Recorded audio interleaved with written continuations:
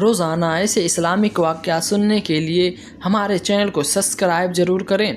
دوستو، فرعون کی دنیا نیل میں غرق ہونے کے بعد تماس بنی اسرائیل مسلمان ہو گئے، اور جب حضرت موسیٰ علیہ السلام کو اطمینان نصیب ہو گیا تو اللہ تعالیٰ کا حکم ہوا کہ آپ بنی اسرائیل کشکر لے کر ارض مقدس یعنی بیت المقدس میں داخل ہو جائیں۔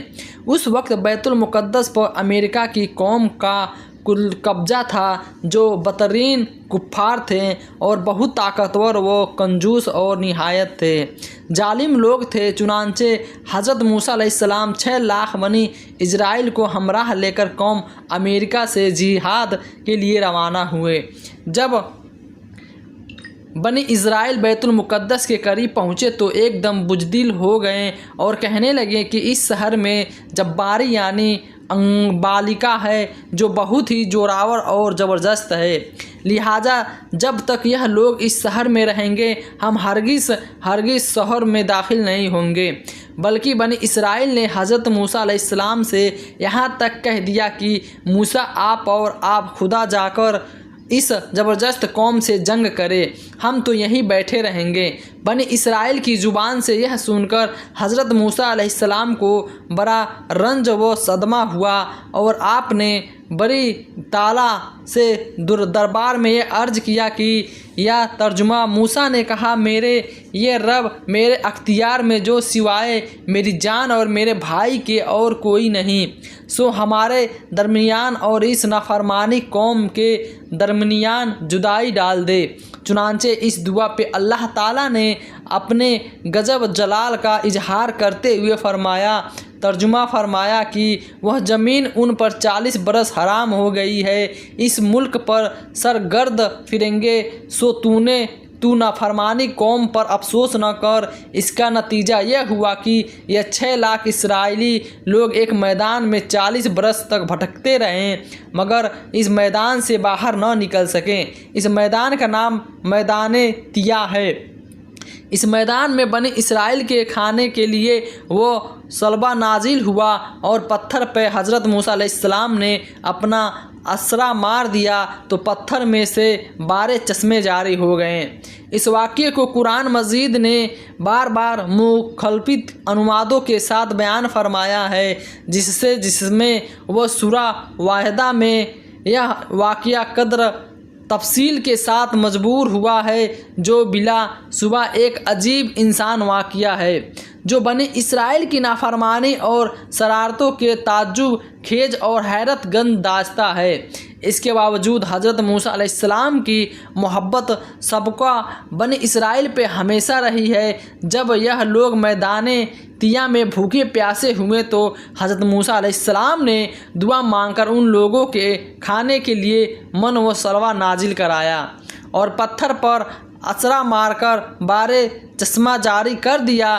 اللہ کتب رحمۃ اللہ لکھتے ہیں، بنو اسرائیل کو یہ حکم دیا گیا تھا کہ وہ جباری کے شہر میں داخل ہو اور ان کے خلاف جہاد کریں۔ انہوں نے حضرت موسیٰ علیہ السلام سے کہا، آپ اور آپ کا رب ان سے جنگ کرے، ہم یہی بیٹھے رہیں گے۔ ان کو اس گستاخی کی سزا کے طور پر ان کو میدان تیا میں 40 سال تک سرگرم رکھا گیا، اور دانت یہ مشعل اور شام کے درمیان 5 فرسخ، ایک فرسخ 3 چورائی میل کا ہوتا ہے۔ یہ ایک وسیع اور حسین میدان ہے۔ اس کی تفصیل اور پس منظر اس طرح ہے کہ بنی اسرائیل کا اصل وطن ملک شام تھا۔ حضرت یوسف علیہ السلام کے دور میں یہ لوگ مظہر آ کر مقیم ہوئے۔ فرعون مصر کی غلامی کا دور بھی ان لوگوں نے مصر میں گزارا۔ بلا کر اللہ تعالیٰ نے حضرت موسیٰ علیہ السلام کے ذریعے انہیں نجات عطا فرمائی۔ فرعون سمندر میں غرق ہوا اور بنی اسرائیل نے اطمینان کی سانس لی۔ اس دوران ملک شام پہ قوم امریکہ قابض ہو چکی تھی۔ فرعون کی غلامی سے نجات حاصل کرنے کے بعد بنی اسرائیل کو حکم ہوا کہ امریکہ سے جہاد کر کے ان سے اپنا وطن آزاد کرائے۔ بنی اسرائیل جہاد کے لیے ملک شام کی طرف روانہ ہوا۔ جب یہ امریکہ کی حدود کے قریب پہنچے تو ان کی قوت اور طاقت کا حال سن کر ہمت ہار بیٹھے اور جہاد سے منہ موڑ کر واپس لوٹے۔ اللہ تعالیٰ نے ان کے اس جرم کی سزا یوں ہی دی کہ وہ اپنے گھروں تک جانے کی فکر میں دن بھر سفر کرتے، رات بسر کرنے کے بعد صبح کو اپنے آپ کو کہیں اور پاتے۔ جہاں تک گزرتا صبح ہو کر سفر کا آغاز کیا تھا، اسی پریشان حالی میں عالم میں 40 سال انہوں نے میدان لیا میں گزار دیا۔ اس وادی میں نہ کوئی ساجیدار سخت درخت تھا اور نہ کوئی عمارت، نہ پینے کے لیے پانی، نہ کھانے کے لیے کوئی چیز، نہ ضروریات زندگی کے دیگر لوازمہ۔ اس بے شرم سامان کے عالم میں حضرت موسیٰ علیہ السلام کی دعا ان کے لیے سب سامان مہیا ہو گئے۔ اللہ تعالیٰ نے دھوپ سے بچاؤ اور سایہ کے حصول کے لیے بادل بطور صاحبہ نازل فرمایا۔ کھانے کے لیے من و سلوہ بھیج دیا۔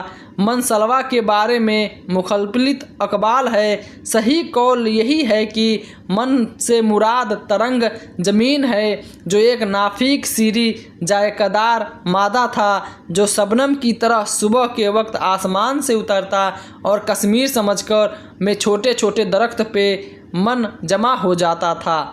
امام ابن جریر نے ابن عباس نے روایت کیا ہے کہ ان کے کپڑے میدان میں نہ پرانے ہوتے تھے اور نہ پھٹتے تھے۔